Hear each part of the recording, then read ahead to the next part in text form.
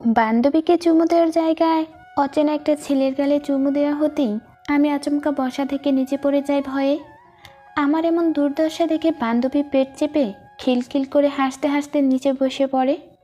অন্যদিকে আমার দিকে তীক্ষ্ণ দৃষ্টিতে তাকিয়ে আছে ছেলেটা। মনে হচ্ছে আমাকে কাঁচা চিবিয়ে খাবে। আমি লজ্জা ভয় অস্থির থেকে মাথা তুলতেই পারছি না। আমার দ্বারা এমন কাজ হয়েছে ভাবতেই পুরো শরীর শিহরিত। আমার সুন্দর জামাটা বর্ষার পানিতে জমে থাকা কাদায় পরিপূর্ণ। এত শখ করে কেনা জামাটা নষ্ট হলো। একজন অচেনা ছেলের গালে চুমু দিয়ে বসা চেয়ার থেকে পড়ে পিঠে ব্যথা পাওয়ায় সব মিলিয়ে আমি এখন ঘুমায় আছি। অন্যদিকে বান্ধবী আমাকে সাহায্য করা রেখে দূরে দাঁড়িয়ে এখনও হাসছে। খুব রাগ হলো, তবে ওই লোকটা এখনও দাঁড়িয়ে আছে দেখে কিছু বলতে পারলাম না ওকে। আচমকা ছেলেটা তার হাতটা আমার দিকে এগিয়ে দিয়ে বলল, জীবনে কখনো মিষ্টি খেয়েছেন বলে তো মনে হচ্ছে না। পুরো ঠোঁট জুড়ে তেতো তেতো একটা ভাব। একটা চুমুটো মিষ্টি হলেও সাধারণ গ্রহণ করা যেত, তবে একদম মিষ্টি না, ভীষণ তিতা, তাই গ্রহণ না করে ফিরিয়ে দিলাম। এই কথা বলে ছেলেটা টুপ করে আমার ডান গালে চুমু দিয়ে বসলো। ছেলেটার আচমকা কাজে আমি আকাশ থেকে ধপাস করে পড়ে যাওয়ার মতো অবাক হয়ে তাকালাম। আর আমি তাকাতেই ছেলেটা হেসে দেয়। আমি রীতিমতো ঘাবড়ে থাকি ছেলেটার কথা এবং কাজ দেখে। আল্লাহ বলে মনে মনে দোয়া দরুদ পড়তে শুরু করি, ঘটনাটা যেন কেউ না দেখে থাকে ভেবে। কোনো দিকে না তাকিয়ে উঠে দাঁড়াতেই ছেলেটা বলে, মিস, রাগ করবে না, আমি সত্যি বলছি, আপনার চুমু একটু মিষ্টি ছিল না। ছেলেটার কথায় আমি তেমন কিচ্ছু না বলে শুধু বললাম, অসভ্য। ব্যাস, এটাই ছিল আমার জীবনের বড় পাপ, তাকে অসভ্য বলে গালি দেওয়া। সে আমার পিছে পিছে দৌড়ে এসে বলল, শুনুন মিস, চুমুটি কিন্তু প্রথমে আপনি দিয়েছেন, তাতে যদি আমি আপনার অসভ্য না বলি, আপনারও কিন্তু কোনো অধিকার নেই আমাকে অসভ্য বলার। কেন বলছেন? ছেলেটার কথায় এবার আমার রাগটা তরতর করে বেড়ে যায়। দাঁতে দাঁত চেপে বলি, আমার ব্যাপারটা অ্যাক্সিডেন্ট, অন্য কিছু না। কিন্তু আপনি যেটা করলেন সেটা কি ছিল? ডেয়ার ছিল। মানে? বন্ধুদের সাথে ট্রুথ ডেয়ার খেলতে গিয়ে আমাকে খুব বাজেভাবে ফেসে গেছি। ওরা আমাকে বললো একজন অচেনা মেয়েকে চুমু খেতে হবে, তাই আপনার বান্ধবীকে দেখিয়ে দিয়ে বললো চুমু খেতে। ইচ্ছে না থাকলেও আসতে হয়েছে। আপনারা পাশাপাশি বসেছিলেন, আমি আপনাদের পাশে বসে সুযোগ খুঁজছিলাম কখন চুমু দিয়ে ভোদর দিয়ে পালাবো। কিন্তু তার আগে আপনি আপনার বান্ধবীকে চুমু দিতে গেলে সে আচমকা উঠে যায়, আর আপনি নিজের ব্যালেন্স ঠিক রাখতে না পেরে সরাসরি আমার গা। না থাক, বাকিটা বলে লজ্জা পাবেন। না না, বলুন, লজ্জা পাবার কি আছে? একটু আগে যে কাজটা করলেন সেটাই যদি লজ্জা না পেয়ে থাকি, সেই কাজটা করলে নিশ্চয়ই লজ্জা পাওয়ার কথা না। আপনি সত্যি লজ্জা পাননি? সিলেটের কথায় আমি সপ্তম আকাশ থেকে আবারও টুপ করে জমিনে পড়লাম। ভরা ক্যাম্পাসে বসে এমন একটা কাজ করলো, আর আমি কিনা লজ্জা পাইনি। এই জন্যই বলে ছেলেদের বুদ্ধি বলতে কিচ্ছুই নেই, যা আছে সব কুবুদ্ধি। মিস, কিছু বলছেন মনে মনে? এই, আপনি আমায় গালাগাল করছেন না তো? জি না। আমি গটগট পেয়ে চলে গেলাম সামনের দিকে। এই মুহূর্তে ইচ্ছে হলো সামিয়াকে চুল টেনে আচ্ছা মতো ধুলাই দিতে। কেন রে, তো ধূপ করে মাঝখান থেকে উঠে দাঁড়াতে হলো কেন? তুই কি আমার শত্রু নাকি? না, আমি তোর বাড়া ভাতে ছাই দিয়েছিলাম কখনো? কথাই বলে এমন বন্ধু থাকলে শত্রু দরকার নেই। সামিয়া হচ্ছে আমার সেই বন্ধুরূপে শত্রু, কিন্তু চাইলেও এখন আমি ওকে কয়েক ঘা দিতে পারতাম না।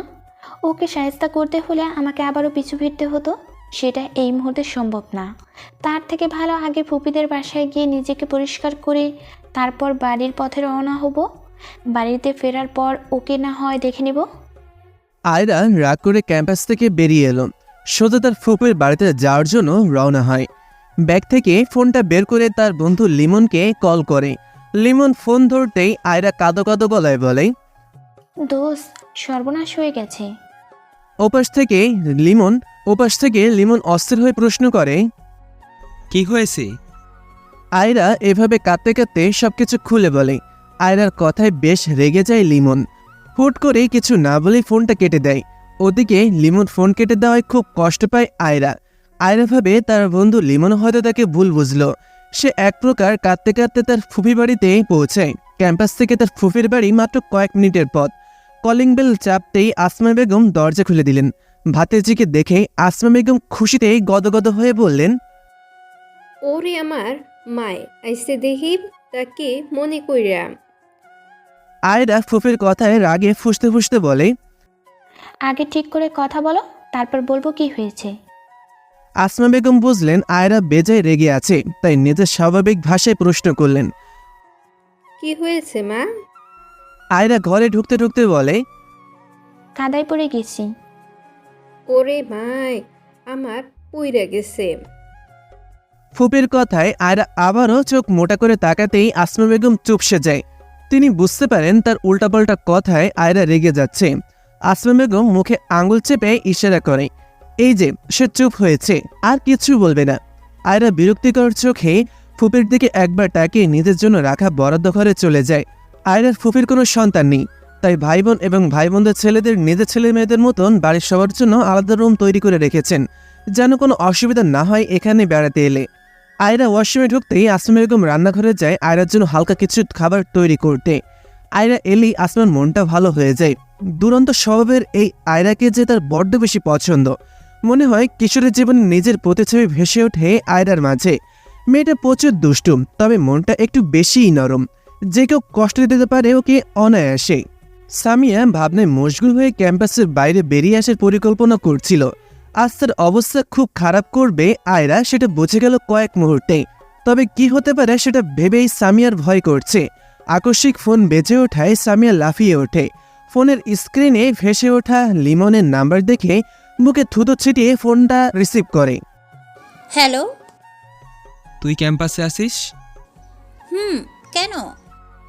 আয়রার সাথে বাজে ব্যবহার করা ছেলেটা কে চিনিস? না।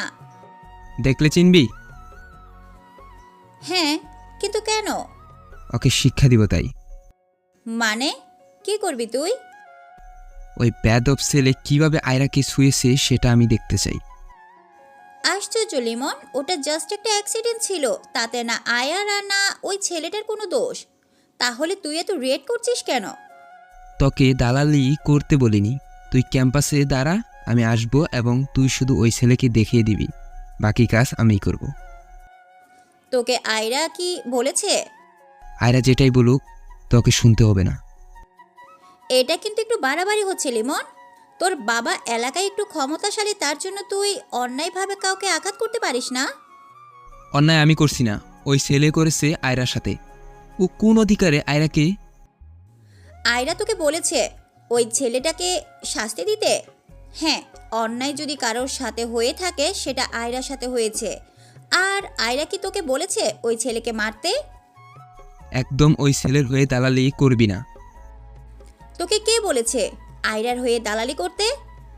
দূর, তোর সাথে কথা বলাই বৃথা তর্ক। আমি খুঁজে ছেলেটার হাত এবং ঠোঁটের অবস্থা খারাপ করে দিব। লিমন ফোন কেটে দেয়।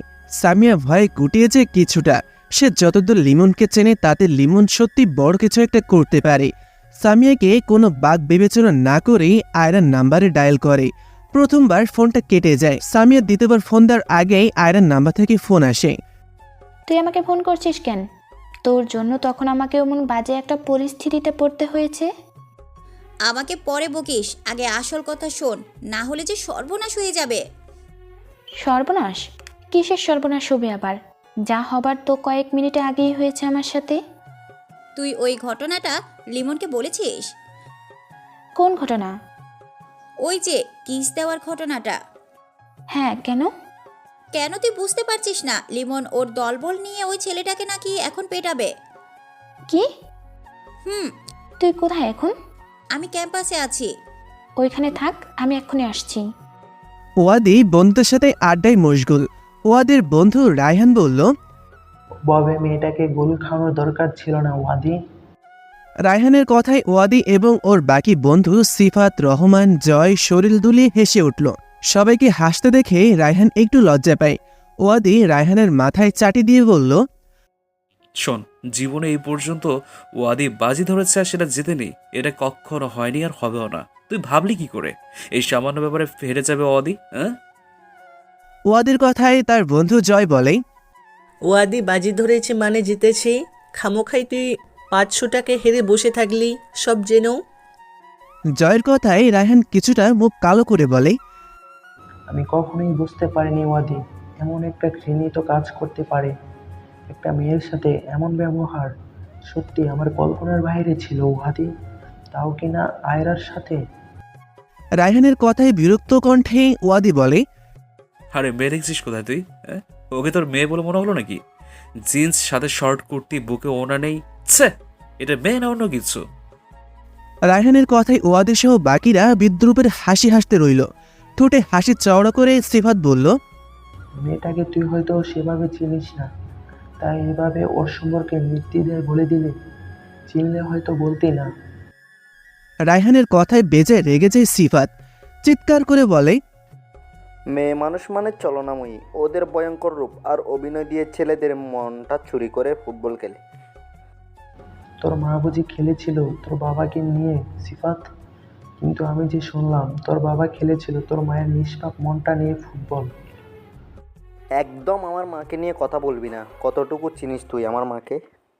তুই কতটুকু চিনিস আয়রাকে? আমি চিনি, ওই তো 3টা মেয়ে এবং 2টো ছেলে সাথে সাক্ষারণ ক্যাম্পাসে ঘোরাঘুরি করে, রাস্তায় দাঁড়িয়ে ফুচকা চটপটি খেতে খেতে দাঁত বেটকে হাসে। কিছু হলে ওই ছেলে বন্ধুদের দিয়ে নিজের দাঁড়ালে করায়। একদম বাজে বকবি না সিফাত আয়রার সম্পর্কে। আয়রা আমার এলাকার মেয়ে, তাই ও কেমন সেটা আমি ভালো করেই জানি। আমি তো চিনি না ভাই, তুই তো চিনিস, কারণ আয়রা তোর মায়ের পেটের বোন লাগে। তাহলে তুই বল। সিফাত বাকি কথা শেষ করতে পারে না, তার আগে পেছন থেকে তাদের গোল হয়ে দাঁড়িয়ে থাকা বন্ধুমহলের কেউ হকি স্টিক দিয়ে বাড়ি মারে। 5 জন বন্ধু চারদিকে ছিটে যায়। 2 জনের হাতে হকি স্টিকের আঘাতটা বেশ গুরুতরভাবে লেগেছে। 2 জনের মধ্যে ওয়াদি এবং সিফাত ছিল। ওয়াদির হাতটা উপর নিচ করে ঝাড়া দিয়ে লেগে রিমনকে কিছু বলতে যাবে, তার আগেই লিমন ওয়াদির ঠোঁটের কোণায় ঘুষি মারে। ওয়াদি মুখ চেপে ধরে বসে পড়ে। ঠোঁটের কোণা থেকে ঝরঝর করে রক্ত পড়তে শুরু হলেই লিমন আরও দোঘা দেয় ওয়াদিকে।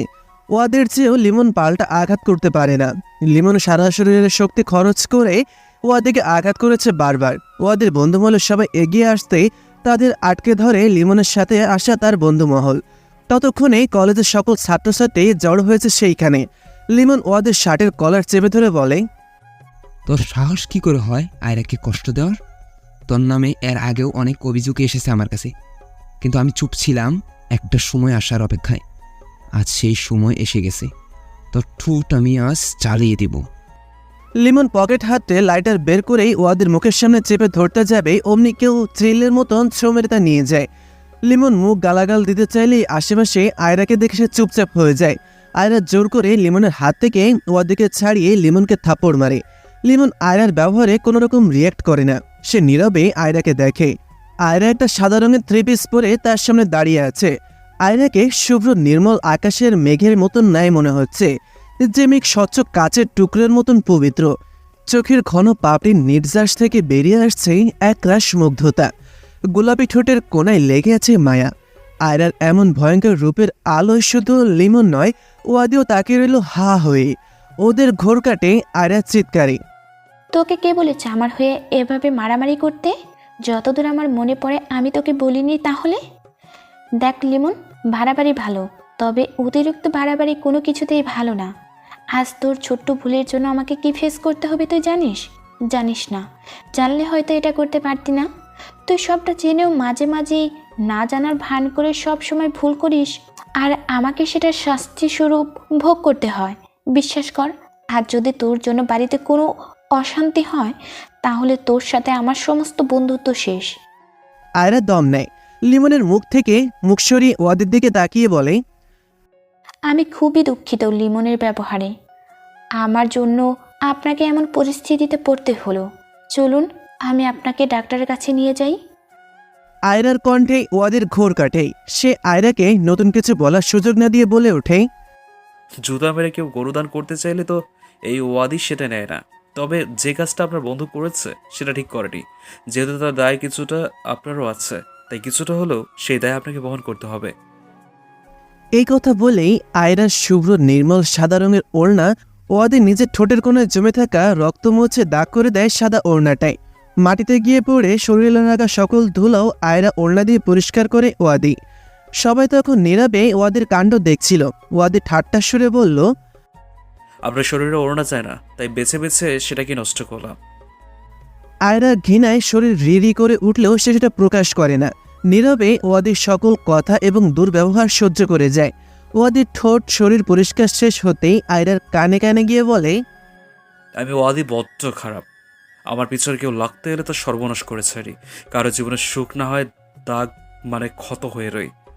আপনার জীবনে কি হতে পারি সেটা এই মুহূর্তে বলবো না। ওয়াদি ওর বন্ধুদের ইশারা করে ওইখান থেকে চলে যাওয়ার জন্য। সবাই চলে যাওয়ার জন্য পা বাড়াতেই ওয়াদি লিমনের কানে ফিসফিস করে বলে, এক রমণীর মনে কখনো দুটো রাজা থাকে না। আজ থেকে ওই মনের রাজা আমি হব। আমাকে করা তোর অপমানের প্রতিশোধ আমি রানীর প্রতি নেব, মনে রাখিস। ইস, মেয়েটাকে চলতে হবে তোর জন্য। ভাবতে আমার ভীষণ ভালো লাগছে, কারণ ছোট থেকেই কাউকে কষ্ট দিতে আমার আচার খাওয়ার মতো মজা লাগে। ইস, কি মজা, টেস্টি। ওয়াদি মজা বলেই টক খাওয়ার পর যেমন আওয়াজ করে ঠিক তেমন আওয়াজ করে। ওয়াদির এমন আচরণ এবং লিমনের কথায় রেগেমেগে আবারও মারতে গেলে চোখ চেয়ে আয়রার রাগের চেহারার দিকে। আয়রার মাথা দুদিকে নাড়িয়ে কিছু না করতে ইশারা করে। আয়রার ইশারা বুঝতে পেরে লিমন তুলে নেওয়া হাতটা নামিয়ে নেয়, আর ওয়াদি শেষ বাজাতে বাজাতে সেখান থেকে চলে যায়। একে একে সবাই চলে যেতে থাকে। আয়রাও চলে যাওয়ার জন্য পা বাড়াতেই লিমন ওর পাশে এসে দাঁড়িয়ে বলে, সরি আয়রা, আমার ভুল হয়ে গেছে, প্লিজ মাফ করে দে। আয়রা কথা না বলে চুপচাপ নিজের পথে হাঁটতে থাকে। লিমন দিশেহারা হয়ে আয়রার হাত আঁকড়ে ধরতেই লিমনের হাত ছিটকে দূরে সরিয়ে দেয় সে। হিসেসিয়ে বলে, আর কত তুই আমার হয়ে অন্যদের সাথে দালালি করবি? তোর এই অতিরিক্ত কেয়ার আমার জন্য কাল হয়ে দাঁড়ায়, তুই সেটা বুঝিস না? আয়রা, লিমন চমকে ওঠে। আয়রা লিমনের উদ্দেশ্যে বলে, দয়া করে তুই আমার পিছু নিস না, একটু শান্তি দে আমায়। এই কঠিন জীবনটাকে একটু সহজ করে বাঁচতে দে।